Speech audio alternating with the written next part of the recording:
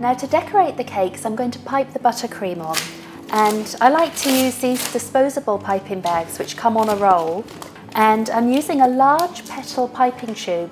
The one that I'm using is the Wilton number 123. Each of the piping tubes has a number embossed on the side. So to fit that into the bag, I'm going to cut a small hole in the end of the bag and then put the tube in. You've got to be careful not to cut away too much because you don't want the tube falling out of the bag. And to fill the bag, I find that unless you have somebody to hold the bag for you, then it's quite easy to put it in a vase, and that will keep the bag open while you're filling it with the buttercream. So I'm just giving the buttercream a quick mix to make sure that the colour is evenly blended, and then I'm going to put some of this into the piping bag.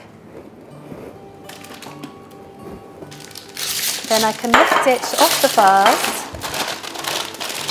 squeeze it at the top and twist it. So that's now ready for me to pipe with.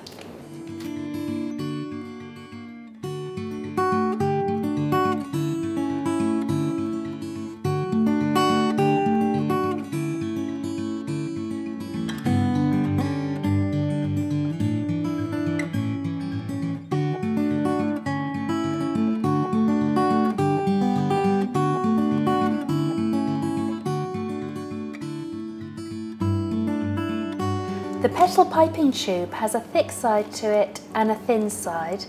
You need to keep the thicker side in towards the centre of the cupcake, start squeezing and then draw it out towards the side and then back into the centre, giving even pressure for each petal.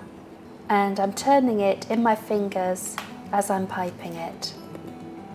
The second layer of petals are done in the same way, but just with smaller length petals. Then the cakes can be left at that stage, but I think it's nice to do another very small layer of petals in the centre. So that's the piped cupcake.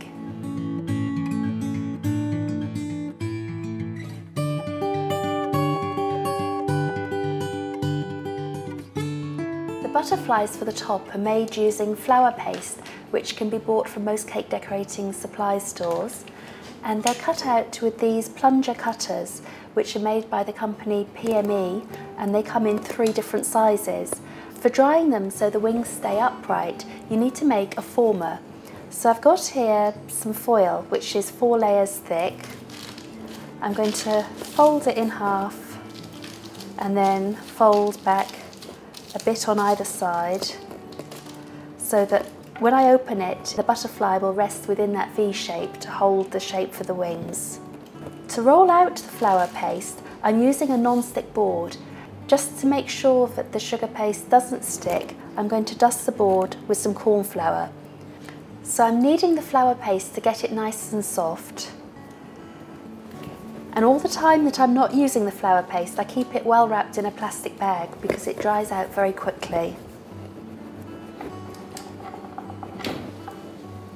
So once it's thin enough, what I'm going to do is I'm going to take the cutter, rest it over the paste and press it well so it's cut.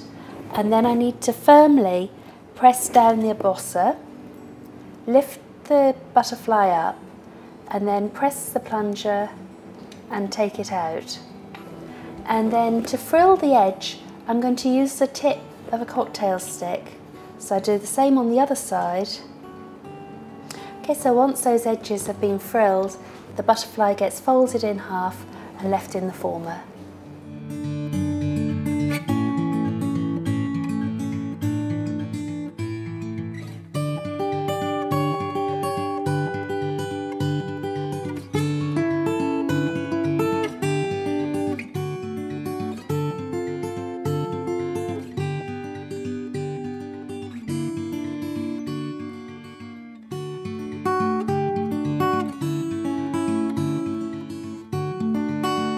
I made all the butterflies in white, so the next stage is to colour them, and I'm using powder colour for this.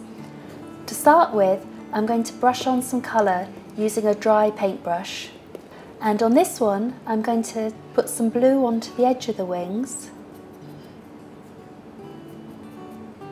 So to paint the detail on the butterfly, I'm going to mix some powder colour with some alcohol-based rose water. As it's alcohol-based, the rose water will evaporate very quickly.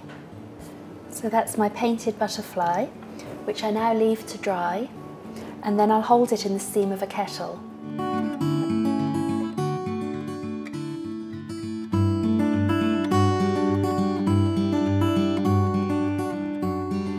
So when the painting has dried, you need to hold the butterfly in the steam of a kettle.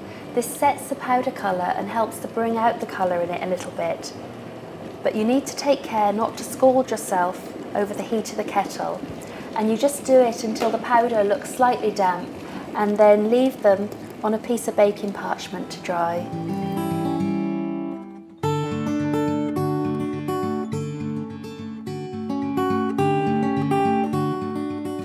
And the final step is just to place the butterflies on the cupcakes, pressing them into the buttercream.